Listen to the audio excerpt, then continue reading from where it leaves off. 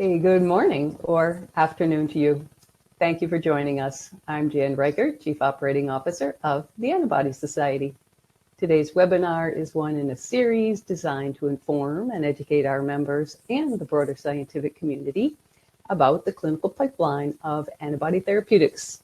In particular, my colleague, Dr. Silvia Criscioli, and I will tell you about success rates and the late-stage pipeline based on our paper, Antibodies to Watch in 2024, which was published in mAbs in early January. For those of you who may not be aware, the phrase Antibodies to Watch refers to an annual article series that was started in 2010. Antibodies to Watch in 2024 is thus the 15th paper in this article series.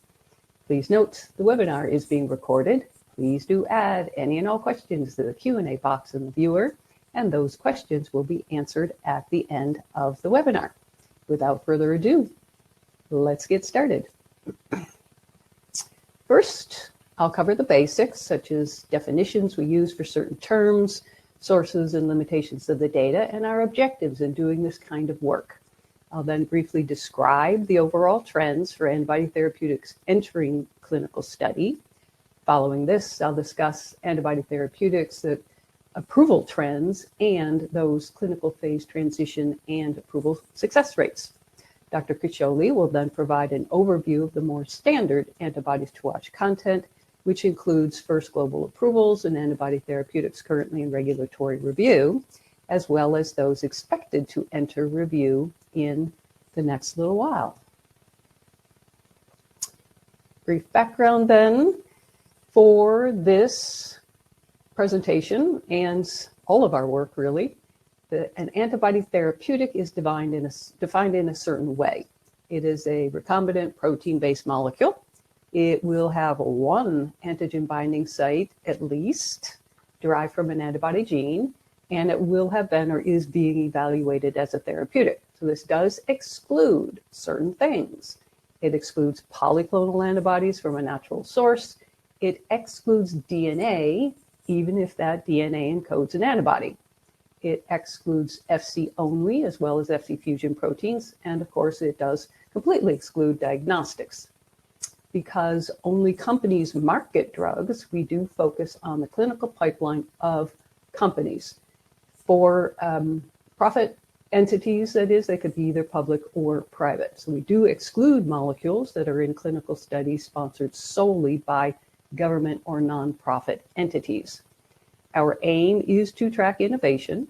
So we are looking for molecules that are unique in composition of matter compared to anything else in the pipeline, and that does exclude biosimilars. Molecules are assigned a single clinical status for our analyses, and especially this applies to the success rates. That status refers to the most advanced clinical study. If a molecule is in a late stage study, it most likely is also in an early stage study, but we do not count those early stage studies. We are looking for the most advanced. When I refer to first, that does refer to the first instance of an event, such as a first in human study, which of course only happens once, and a first global approval, which of course only happens once. Subsequent events of the same type are excluded from our analyses. Importantly, that does exclude supplemental approvals from the success rates. Our data comes from public disclosures. We want the data to come from a primary source, which is the company. We do check public disclosures of all kinds, press releases, various kinds of company reports, but we also will, of course, look for trusted sources of data, such as clinical trials registries, regulatory agencies, WHO.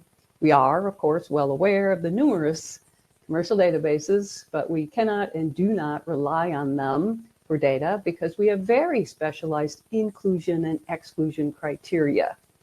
In addition, we find the more comprehensive databases to sometimes be unreliable, in particular around identifying terminated molecules in a timely fashion. Sometimes, of course, they can be missing data or misclassified data. Everybody can make mistakes. We also can make mistakes, but when they happen, We prefer that those mistakes be our own, and we do not want to faithfully reproduce errors that are found in other databases. So we do check everything. We have a number of objectives in doing this kind of work. First, it allows us to report on trends in antibody therapeutics development over time. Could be for the whole pipeline, but it could also be subsets, such as antibodies for cancer, or antibodies that are of a particular format, like ADCs or bispecific antibodies. Using our data, we can determine success rates, which I will tell you about. And it does allow us to assess innovation in the biopharmaceutical industry. However, there are some limitations to the data. One of those is lag time. It is an inherent limitation because there will always be some time between when an event occurs and when the company chooses to disclose that event and when we find the information. In addition, it takes time to collect and analyze data for a presentation such as this one. So by the time of the presentation, the underlying data will have changed at least somewhat. And Dr. Criscioli will talk about that when we get to her section of the presentation. Particularly for early stage molecules, the composition of matter may be missing entirely. Therapeutic area may not be defined. Phase 1s could be in healthy volunteers. And the first clinical study may not be reported in a timely manner. Status can also be inconclusive when data isn't updated. And we also find that there's blending of phases, which is now quite common, especially with the antibodies for cancer. So we now prefer to refer to early stage and late stage studies, though for the success rates, we will definitely use the phase 1, phase 2, phase 3 system because we want to compare our data with historical data. With all of this data, very carefully curated, it can be quite useful in showing trends over time. This graph illustrates the substantial increase in the number of antibody therapeutics that have entered clinical studies since 2000. The black bars represent all antibodies, with the green and purple bars representing cancer and non-cancer antibodies, respectively. Dotted lines are the 2-year moving averages. Throughout the 2000s, the numbers were exceedingly low, very low compared to now, of course. In the first half of the 2010s, the number of antibodies entering clinical studies per year never exceeded 84. And there was a fairly even distribution between the antibodies for cancer and non-cancer indications. But you'll notice that changed around 2015. The number entering clinical studies increased relative to the previous year most of the time from 2015 to current. It's now approaching 300. And there's substantially more antibodies for cancer than non-cancer indications entering clinical studies, as shown by the difference in the green and the purple bars, but also shown by that gap that's developed between the green and the purple dotted lines, which are the 2-year moving averages. So now we will move on, and I will show you just one graph having to do with the approved antibodies. This graph illustrates the annual number of first approvals that occurred in either the US and or the EU, so those two regions combined, or anywhere else in the world. So rest of the world is also shown there. And this gives those approvals from 2010 through 2023. Black bars are the totals, then the data is stratified. So the green bars represent US or EU approvals, purple bars represent rest of the world. And as you can see, it should be pretty clear from both the bars and the 2-year moving averages that the number of approvals occurring in rest of the world has really increased quite a lot. Annual number of approvals was under 10 prior to 2018, but it has been 10 or more, reaching 20 in 2021 and 2022. So definitely increase overall. And again, that obvious increase in the numbers of antibodies approved outside the US or EU first. And again, that's shown by that narrowing of the gaps of the 2-year moving averages. So the next set of slides will go over the approval success rates. So it's true, decision makers in the biopharmaceutical industry certainly need success rates to justify their resource allocations. But given that there's approximately 200 antibody therapeutics that have been approved, or maybe because they are in regulatory review, it's unlikely that anyone thinks that antibody therapeutics are not successful. Of course, they're successful. Key questions are, however, how successful are they, and has this changed over time? These questions can be addressed by periodically evaluating the percentage of those commercially sponsored antibody therapeutics that are entered clinical studies that ultimately are granted at least one marketing approval. The earliest report to address these questions, to the best of my knowledge, was published in 1996. The results were very preliminary, as only a few antibody therapeutics had been approved by then, and the data was not stratified by sequence source. I updated that data in 2001, and to the best of my knowledge, that paper is the first that's stratified by sequence source, and it showed that antibody therapeutics that were chimeric, humanized, or human had approval success rates that were roughly twice those of small molecules. I've returned to the topic repeatedly over the years, as you can see by these other references, with the most recent result reported in Antibodies to Watch in 2024, and that updated results given in Antibodies to Watch in 2019. In the next 3 slides, I'll briefly show how we stratified the data and the method used for the calculations so that you can fully appreciate the data when you see it. The method is the same as used in the references shown in the previous slide. For this iteration, we took the data for antibodies, again, sponsored by commercial firms that entered clinical study during a 20-year period, 2000 to 2019. And we created cohorts that represent 3 overlapping 10-year periods because we wanted to track changes over time. The data that we had then for each of the 3 periods were assigned, so the molecules being the data, they were assigned one status according to the highest phase achieved by the molecule, which is what I mentioned previously. It's the way we handle the data. The molecule could then be in only one of these states: phase 1, phase 2, phase 3, regulatory review, or approved or terminated. Importantly, to be terminated, clinical study for all indications had to have stopped, in which case we then looked at the highest status that molecule had achieved, terminated at phase 1 or 2, 3, or regulatory review. With all of that information carefully stratified, we calculated 3 key types of information, as shown here: the individual clinical phase transition rates, the overall approval success rates, and the percent completion for the cohort.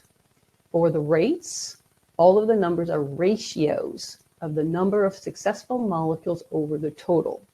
For phase transition rates, success is a transition to the next phase, and that number is divided by the total number of molecules with a known fate. If the fate is not known, then the molecule had to be removed by subtraction from the calculation. The overall approval success rate is the mathematical product of the individual phase transition rates. The results will include some uncertainty when the final fates of all the molecules are not known. That's why we give you that 3rd key bit of information, which is the percent completion, which is the percentage of molecules in the cohort for which you have a known fate. Now that I have very carefully explained all of that, we'll now look at the data. This graph illustrates our results for phase transition and approval success rates for all molecules included in the 3 cohorts. We've also defined success in 2 different ways, according to whether the molecule was granted an approval in any country, shown here as global, so the bracket labeled global, or whether it was specifically granted an approval in either the US or the EU. So for that, I would refer you to the bars under the bracket that says, or above the bracket that says US, EU. If you look at the legend, you'll see the earliest time period, 2000 to 2009, is shown in pink. That has the smallest number of molecules, not unexpectedly, given the data that I showed you previously about the entry into clinical studies. And it also has the largest percent completion. We know the fates for many of those molecules because it's been 14 years at a minimum since the last possible clinical entry. So the last possible clinical entry would have been December 31st, 2009. We have two numbers shown for the percent completion, and they derive from the two different definitions of success, global approval or only US, EU approval. We know the fates of slightly more molecules, which makes sense when success is defined as an approval in any country.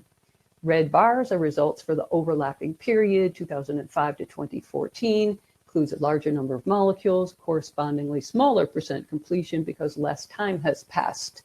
Only 9 years have passed since the last possible clinical entry, which would have been December 31st, 2014. Brick bars are the results for the most recent time period, which includes the largest number of molecules, just over 1,000, but we know the least about them because only 4 years have passed since the last possible clinical entry, which would have been December 31st, 2019. In looking at the data, with the exception of the phase 1 to 2 transition rate, the most recent cohort, that 2010 to 2019 cohort, had higher rates for every phase transition compared to the two previous periods. And that did result in a substantially higher approval success rate. And that is, so if you're looking at the smaller sets of bars there, it's 31% and 28% for global approval or US EU only approval, respectively. There is a greater degree of uncertainty associated with those rates because it does include the largest number of molecules that remain in active development. So we will have to wait to see what happens in the future, and we will certainly be calculating success rates again for antibodies to watch in 2029. Now we further stratify the data according to whether the molecules were for non-cancer or cancer indications.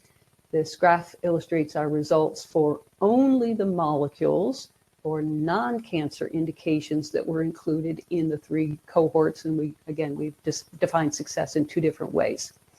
Overall, you see here that rates are higher than the all molecule case, which means the rates for the antibodies for cancer are lower. Focusing just on the phase 1 to approval success rates, so the smallest bars there, there was consistency between the 2 periods, which we were happy to see, and slightly higher rate for the most recent period. So again, that 2010 to 2019 period. The more interesting results to me are the results for antibodies for cancer. And that is what is shown here. When comparing data for the 3 periods, the rates for the antibody therapeutics for cancer, in particular, the phase 2 to 3 and phase 3 to a marketing application submission, those rates showed the most remarkable differences, and those rates were substantially higher than the previous periods. So those increases caused an apparent doubling of the phase 1 to global approval rate between these periods, from 14% for the earliest to 29% for this most recent cohort. We think this result is likely due to a substantial increase in the number of antibody therapeutics targeting well-validated antigens that entered clinical development during this most recent time period, 2010 to 2019. So let me now show you why we think that mattered. In particular, we noted that there is a lot of anti-PD-1, PD-L1, HER2, and CD20 antibodies that entered clinical development during 2010 to 2019. When combined, the number of antibodies that targeted those 4 antigens in clinical development during the earliest versus the latest time period went from fewer than 20 to over 140. Those that entered clinical development during 2010 to 2019 have been remarkably successful so far, with nearly 40 anti-PD-1, PD-L1, HER2, CD20 antibodies from this cohort now in regulatory review or already approved. We do note some 40% of the molecules in that cohort are still in active development, so we look forward to reevaluating those success rates for this cohort when the fates for more of the molecules are known. These tables compare the success rates that we reported in Antibodies to Watch in 2019 with those reported in the 2024 paper for the two cohorts that are common to the two papers. So that would be the 2000 to 2009 cohort and the 05 to 2014 cohort. For each, you'll notice the percent completion increased. Of course, that makes sense because we know more of the fates of the molecules in 2019 or for the 2019 paper, or excuse me, when we calculated the rates, we knew more about them for the most recent time period compared to the earlier paper. But the overall success rate decreased, but that decrease was only marginal. So what we're getting at here is that based on this, when we do calculate success rates in the future for the 2010 through 2019 cohort, we do expect something of a decrease, but if that cohort acts the same as the two previous ones, we do not expect that rate to decrease dramatically.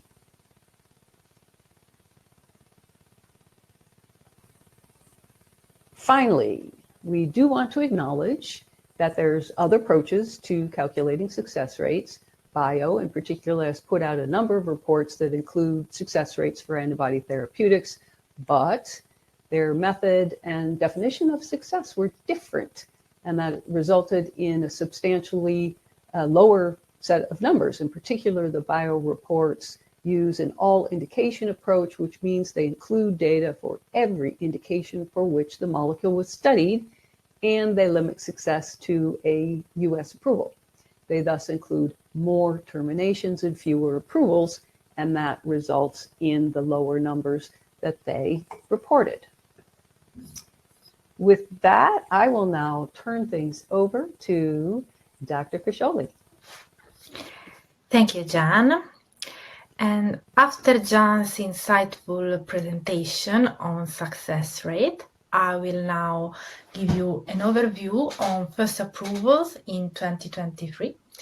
I will then discuss about the antibody therapeutics that are currently in regulatory review.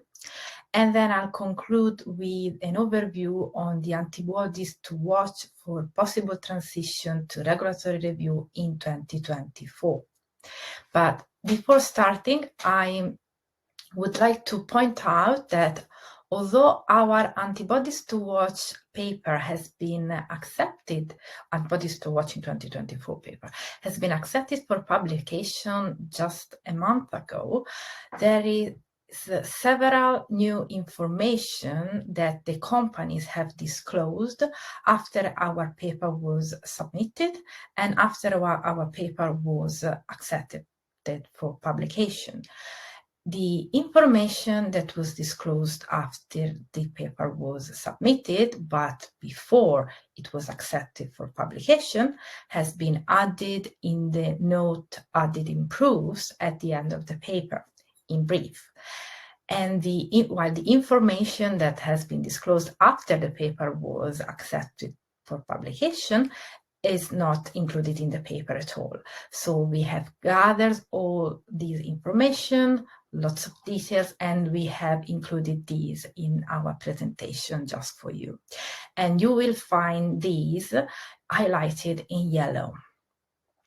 Also, I will present you all these antibodies in several tables, but for time reason and because this presentation can be downloaded by the viewer, and you also have over 30 pages of antibodies to watch in 2024 to read, but there are lots more details.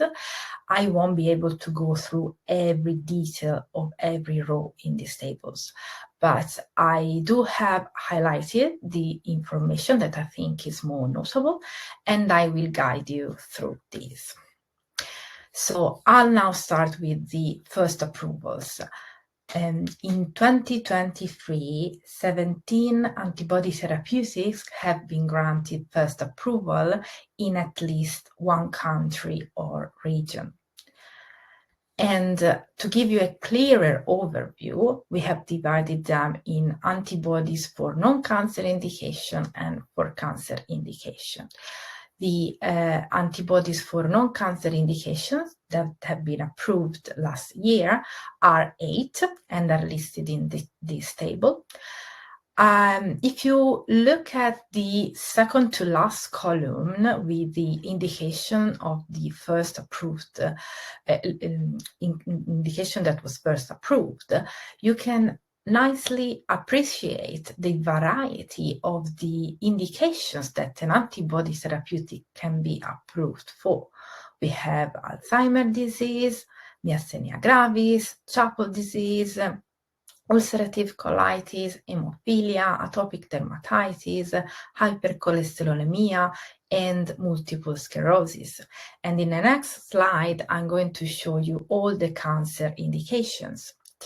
So you can appreciate what was the potential of an antibody therapeutic. In the last column, showing the country or region of approval, I have underlined the country where the approval happened first.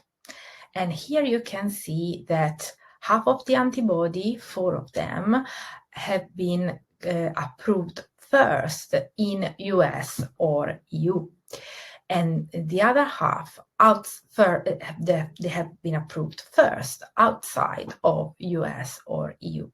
And in this presentation, you will hear me a lot referring to these as the rest of the world. I have also highlighted in red 2 antibodies and their targets. These are rozanolizumab, which is the first antibody to ever been approved against FcRn. FcRn is the neonatal Fc receptor and is crucial for maintaining the IgG levels in the blood. And the antibody blocks this receptor and lowers total IgG levels. That's why it has been approved for generalized myasthenia gravis, which is an autoimmune disease.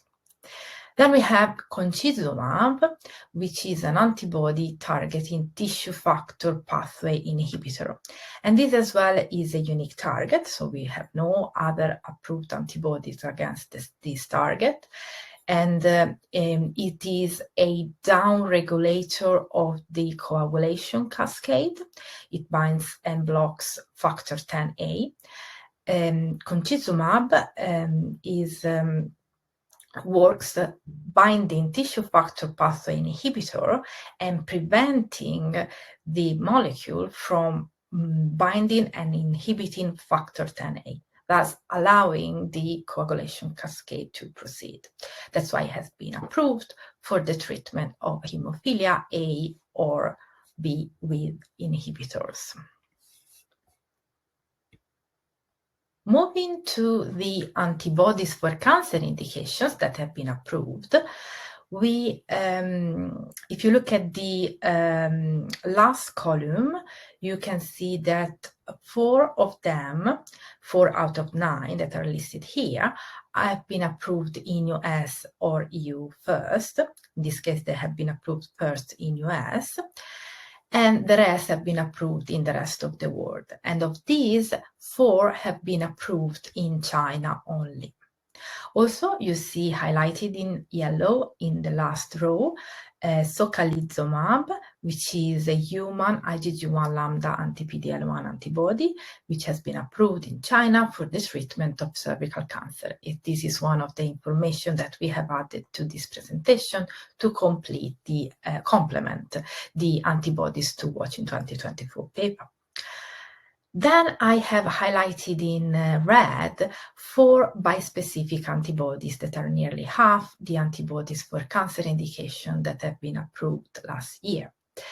These are 2 for multiple myeloma, talquetamab, targeting GPCR5D and CD3, and elranatamab, targeting BCMA and CD3.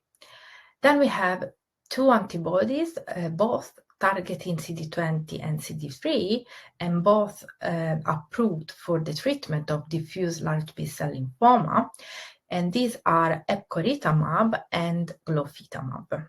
Interestingly, these antibodies are all T-cells engagers. I will now give you an overview on the therapeutic antibodies that are currently in regulatory review. And these are 31. And this number excludes all the antibodies have been already been approved. To give you a clearer overview, I have grouped them in antibodies for non-cancer indication and antibodies for cancer indications. And then I have further divided them according to where they are in review. So I will start with the antibodies for non-cancer indications. These are currently, the ones that are currently regulatory review are 16, and 5 of them are in review in US and or EU only, and are listed here in this table. Of note, I have highlighted 3 antibodies: narsoplimab, which is the first antibody entering regulatory review, which targets MASP2. MASP2, aka man-binding lectin activating serine protease 2, is a downregulator of the coagulation cascade. So this antibody binds and blocks MASP2, and therefore is in review for the treatment of hematopoietic stem cell transplant-associated thrombotic microangiopathy. And it is in review in US, and interestingly, it is in review since a few years. The FDA has released a complete response letter back in 2021, and Omeros, the company who's developing this antibody, had submitted a formal dispute resolution request. The request was denied by the FDA. However, the FDA proposed a path forward for the resubmission of the BLA, which is based on data from the completed pivotal trial that, compared versus a historical control group. And the BLA is expected to be resubmitted in 2024. Then we have axatilimab, which is the first antibody entering regulatory review targeting CSF1R, which is colony-stimulating factor 1 receptor, which is a molecule which is crucial for the development of a certain type of macrophages, which is responsible for the fibrosis associated with graft versus host disease. And this is in review in US. And then we have garadacimab, which is the first antibody entering regulatory review targeting factor 12A.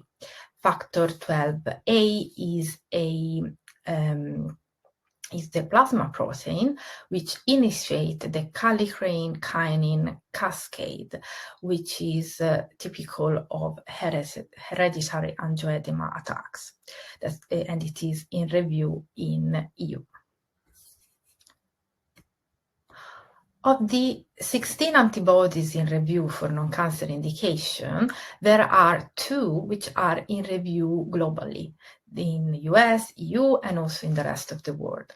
And these are donanemab, the anti-amyloid beta for early Alzheimer's disease, and crovalimab, an anti-complement C5 for in review for paroxysmal nocturnal hemoglobinuria. Interestingly, for donanemab, there are currently 2 BLA open. The company, Eli Lilly, has submitted first a BLA for accelerated approval. And for this one, they have received a complete response letter asking for more data from more patients. And then they have submitted another approval, and for this one, but this time for traditional approval. And for this one, the decision is expected in the first quarter of 2024. To conclude on the antibodies for non-cancer indication that are currently in regulatory review, I'm showing you here the 9 antibodies that are in review in the rest of the world only. And in this case, they are in review in China only. In the last row, you can see in yellow the CM310, which is a humanized IL-4 receptor alpha, anti-IL-4 receptor alpha antibody in review for the treatment of atopic dermatitis in China. This information wasn't included in the Antibodies to Watch paper because disclosed after the paper was submitted. And I would like you to look at the second column and have a look at the targets. As you can see here, I haven't highlighted anything because these targets are non-unique. There are already antibodies that have been approved against the same targets. Moving to the antibodies for cancer indication that are currently in regulatory review. These are 15, and here I'm showing you 6 antibodies that are in review in US and EU only. I have highlighted lots of things and I'm going to guide you through these. We have 2 ADCs, trastuzumab duocarmazine targeting HER2, which is in review in US, and for this molecule, a complete response letter was released issued in May 2023, and the company Biomedical announced that the FDA requested additional information that require time and resources that extend beyond the current evaluation period, and that they will carefully evaluate the complete response letter and consider potential next steps. And the other ADC is patritumab deruxtecan, which is an anti-HER3 ADC, and HER3 is a novel target, a unique target, so there are no approved antibodies against HER3. And it is in review in US, and the PDUFA date is set for June 2024. Then we have 3 bispecific antibodies. Odronextamab, which targets CD20 and CD3 for the treatment of diffuse large B-cell lymphoma. And then we have 2 bispecific antibodies targeting unique combinations of targets. One is tarlatamab, targeting DLL3, which is death-like ligand 3, a molecule which is overexpressed on small cell lung cancer, and CD3. And then we have zanidatamab, an antibody targeting HER2, but is a bispecific biparatopic antibody, so it targets 2 different epitopes on HER2. And this is a novel type of target, a unique type of target. Then I would like you to have a look at cosibelimab, because this antibody, which is an anti-PD-L1 antibody in review for the treatment of squamous cell carcinoma in US, the company has just received a complete response letter, and Checkpoint, the company, has announced that the letter doesn't state any concerns about the clinical data package, safety, or labeling, but it only cites findings that arose during a multi-sponsor inspection at a third-party contract manufacturing organization. And all this information in yellow is to complement the Antibodies to Watch in 2024 paper. Then, of the 15 antibodies in review for cancer indication, there is one antibody in review globally in US, EU, and Japan and China. This is zolbetuximab, which is an antibody anti-Claudin 18.2.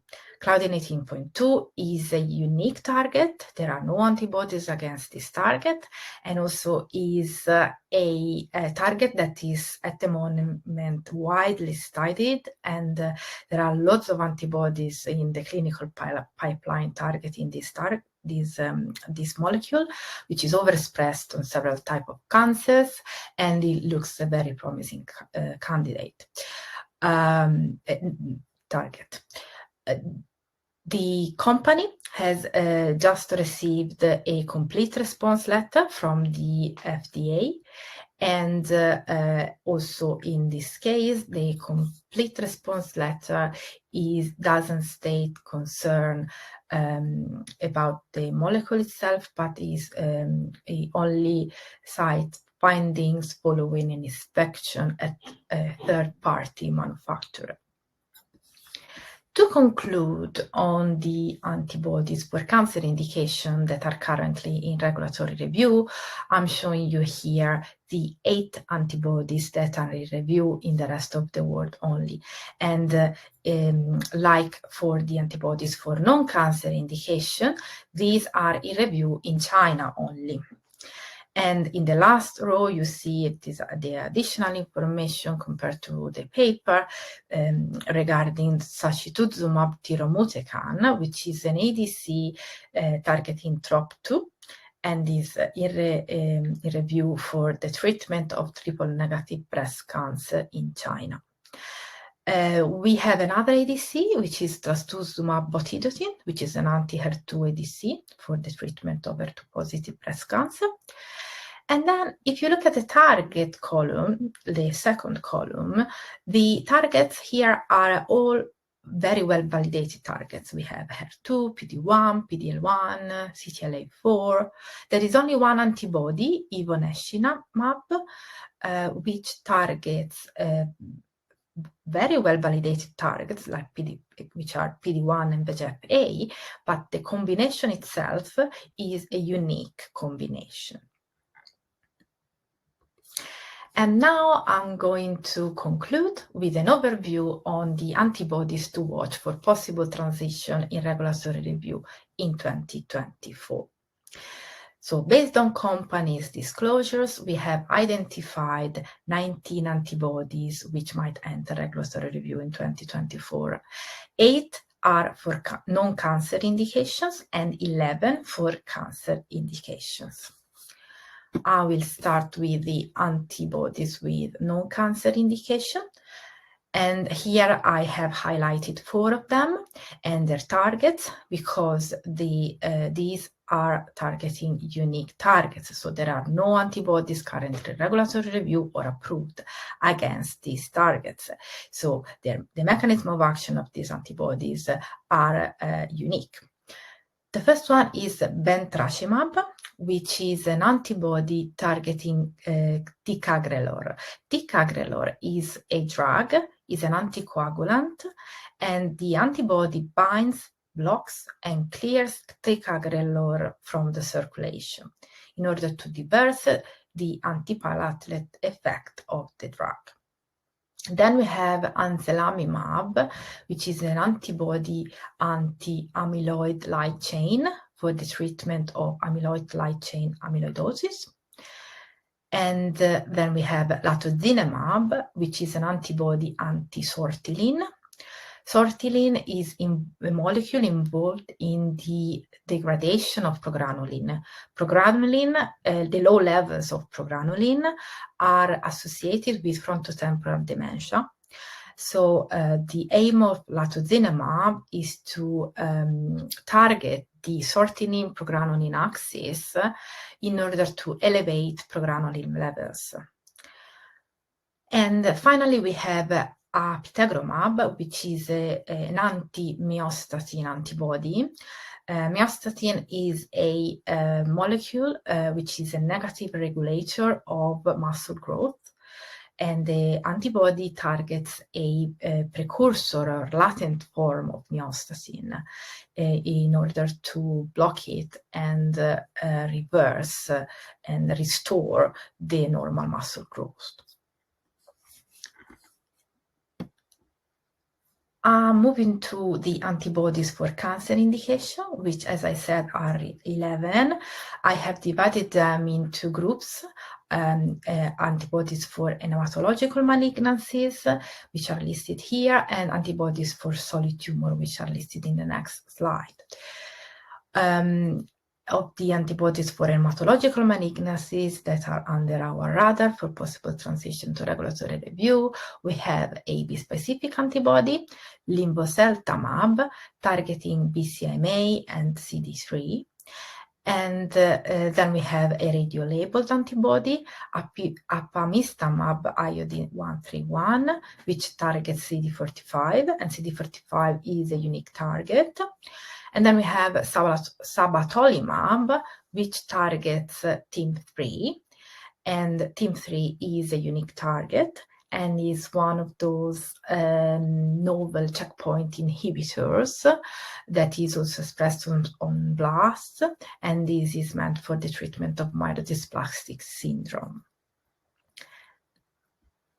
Finally, the antibodies for cancer indication that might transition to regulatory review in 2024 for solid tumors are listed here. They used to be 9, but they are 8 because Sanofi has just announced that they discontinued the development of the ADC tusamitamab ravtansine. So we had to cross it off our list. And I have here highlighted tiragolumab, which is an anti-TIGIT antibody. TIGIT is as well, like TIM3, one of these novel checkpoint inhibitors that have been widely studied in the recent years. And there are many antibodies anti-TIGIT in development. This is because of the great success of PD-1 and PD-L1. And then we have 2 ADCs. One is datopoxtamab deruxtecan, anti-TROP2, and another one is MRG-002, which is an anti-HER2 ADC. And then we have a mixture of immunocytokines, bificapusp alpha and omvecapusp alpha, and they both target fibronectin extradomain B, and one is fused with IL-2 and the other one is fused with TNF.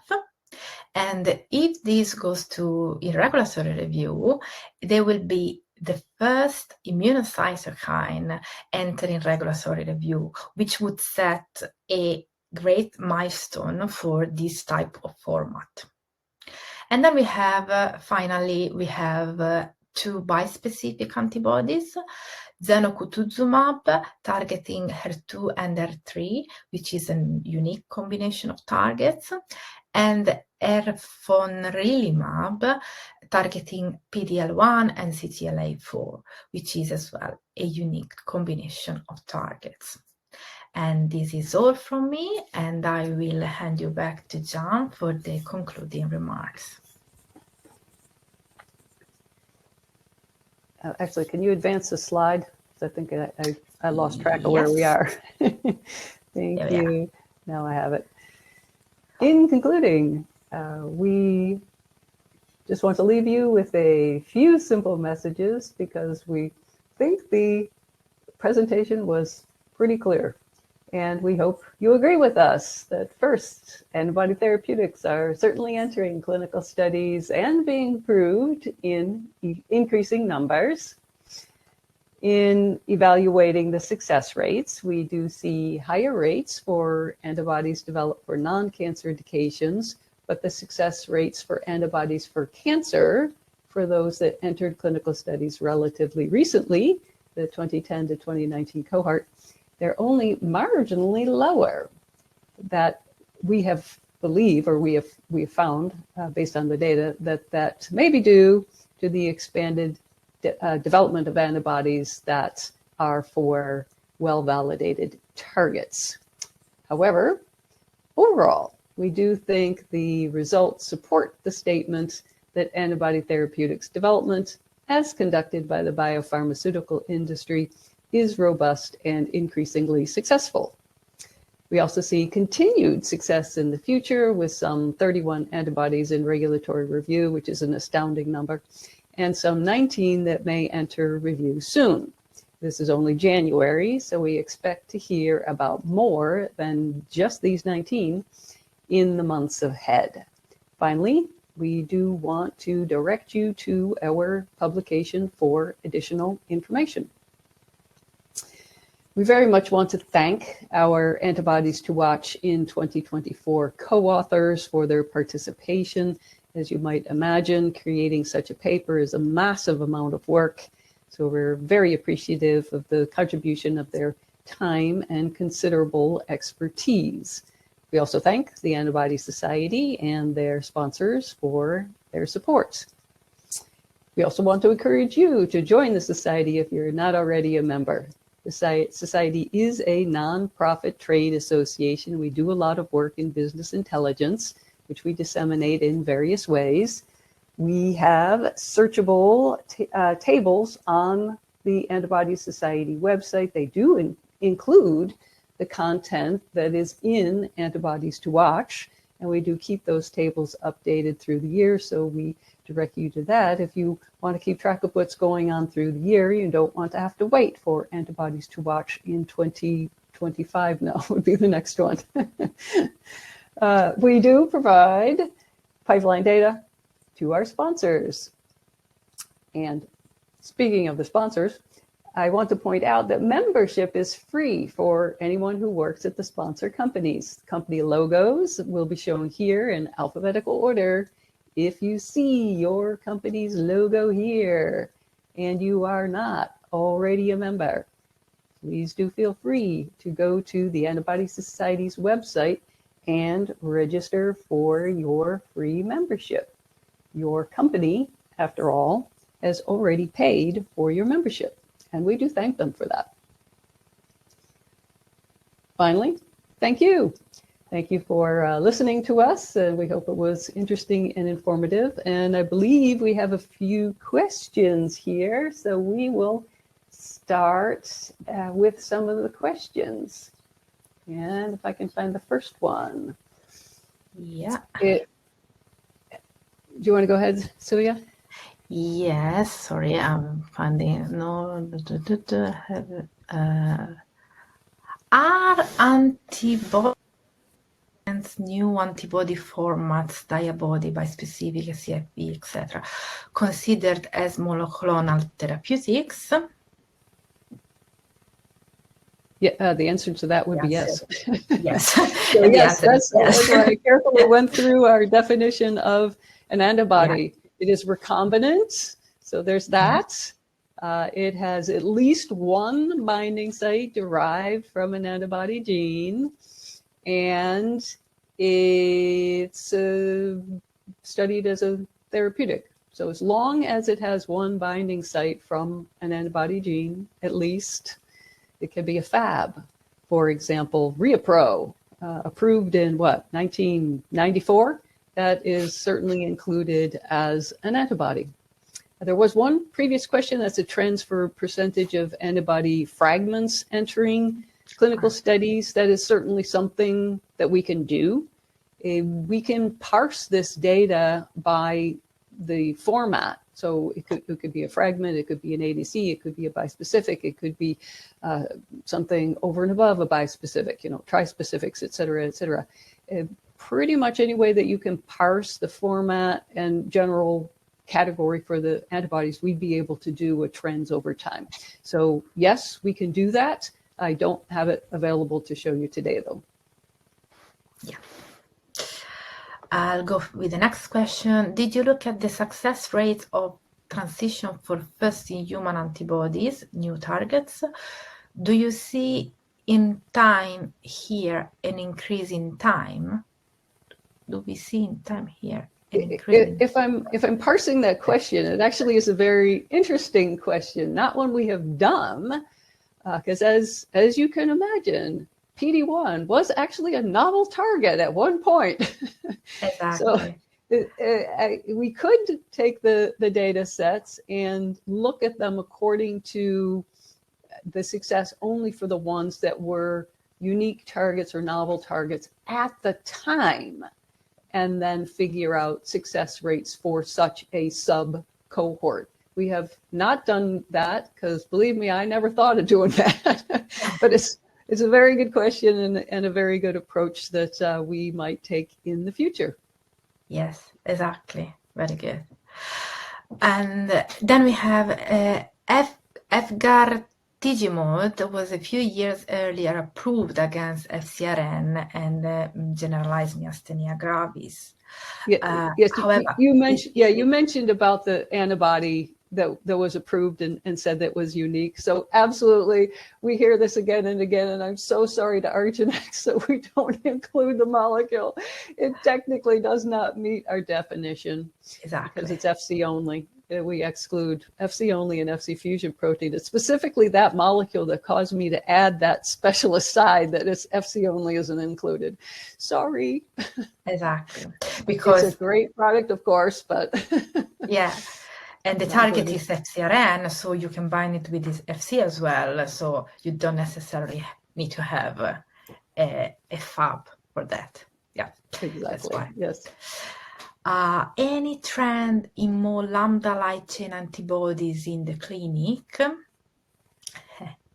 Yeah, also very, very good question. I do have to say, though, that of course in looking at what's entering the clinic, that's the set of antibodies of the cohort where we know the least. So we could tell you positively which ones we've identified that are lambda light chain, but we can't say what percentage of the total, because many of those phase 1 molecules, there just is no public disclosure about the light chains. So we don't know that. And that I think would be very difficult to determine a trend specifically for the lambda light chains. Yeah. And then we have, thank you for doing these critical updates, Sylvia and Janice. Do you mention developer every now and then? Would it be too much if you included developer sponsor as a 5th column in your tables? And the answer would be yes.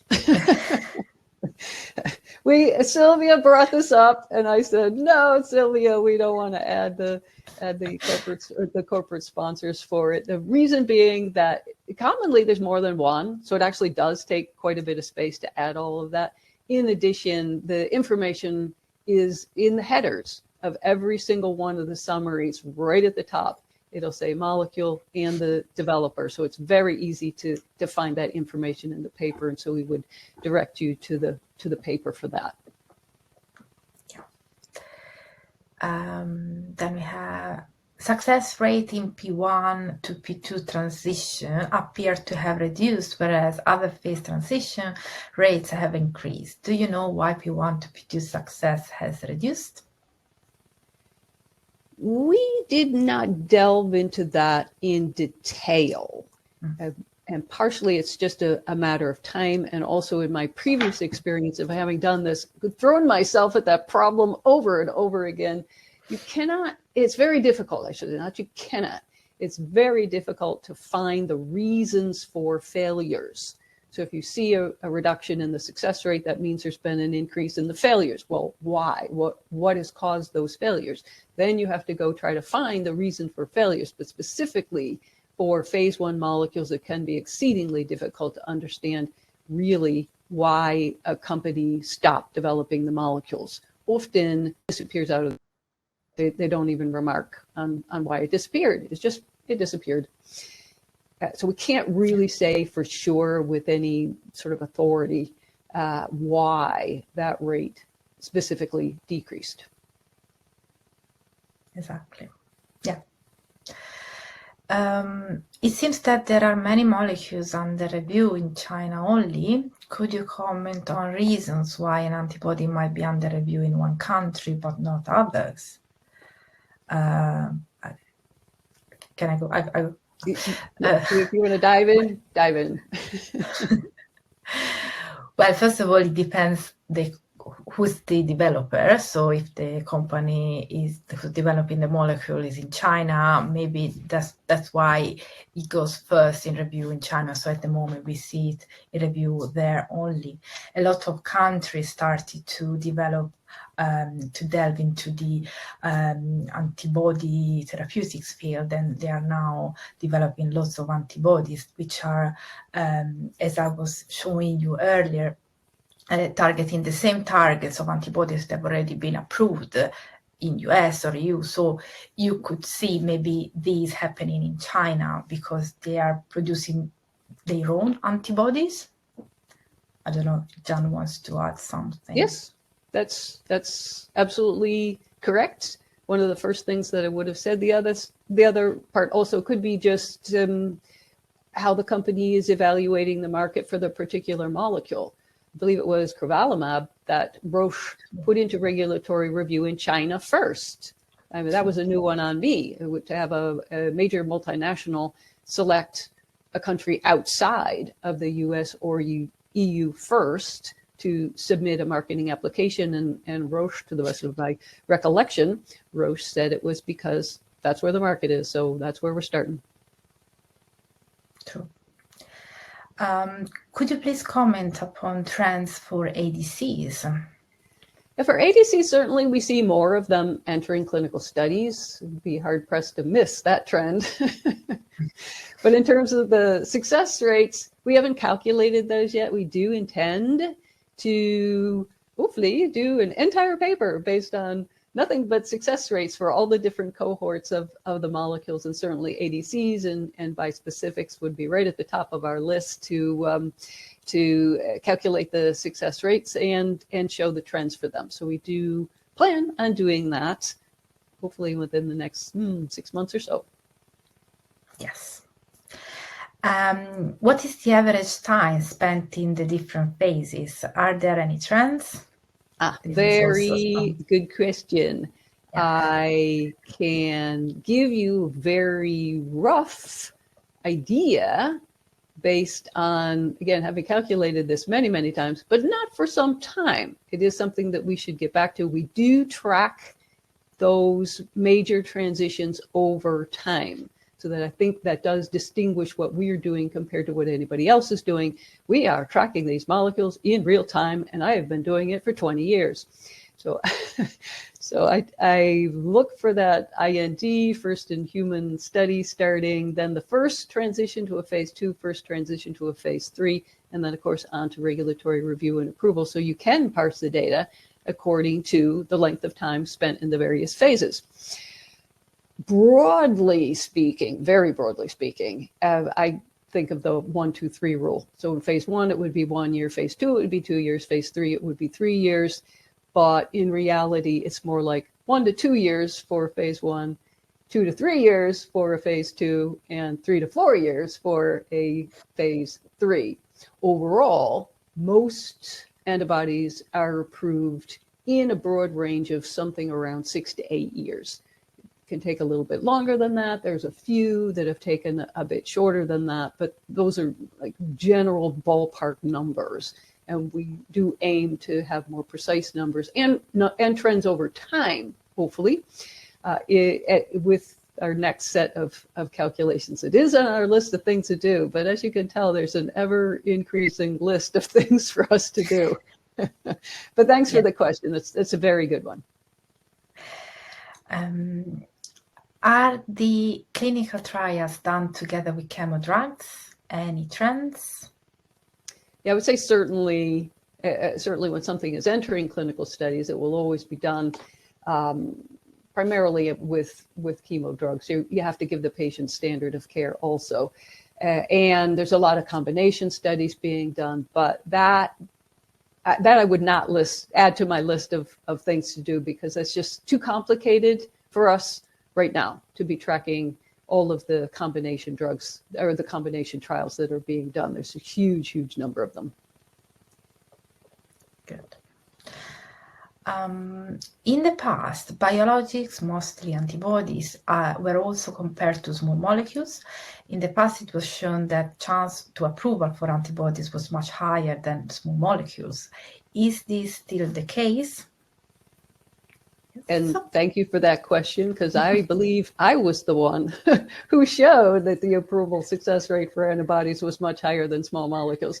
To the best of my knowledge, again, having gone back to this over and over and over the years, I believe it is still true. And again, the way that we calculate it, according to this, what's called also a lead indication approach, has a molecule, or what is the percentage of molecules entering clinical studies developed by or sponsored by commercial firms, what percentage of them ultimately are granted at least one marketing approval? That is the question that I've been answering now for 20 years.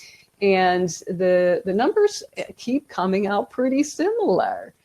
And I do not myself calculate the rates for small molecules, but I don't think the rates for small molecules have gone up. And so therefore, I think there is still that about roughly, again, this is kind of just a general rule, roughly 2x, so twice the approval rate for antibodies compared to small molecules.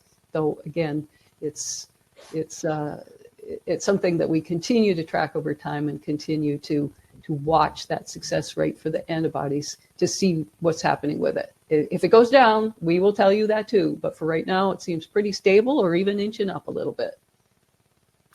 Very good. We have the last two questions. So one main limitation to the use of mAbs as therapeutics is cost. How much the cost price in general was reduced in the last 15 years? Have them become more accessible? Will they become a drug available for everyone? When? All good questions. All good questions I would direct towards an economist. We intentionally stay away from the cost/price questions because they are quite complicated. It's not something that we would get into, just like we would not really get into patents, for example, because I don't have expertise in patents. I don't have expertise in the economics of drug development. I would leave that to my previous colleague at the Center for the Study of Drug Development, Joe DeMasi. He has been doing that kind of work for 30, maybe even 40 years. So if you want cost study analyses, I would direct you to Joe DeMasi's papers. I would say here, you didn't put in the word biosimilar, but that would be something I would bring up too, is that more biosimilar antibodies are becoming available. So that would make them more accessible and potentially the drug more available to a wider range of people. Exactly. Yeah.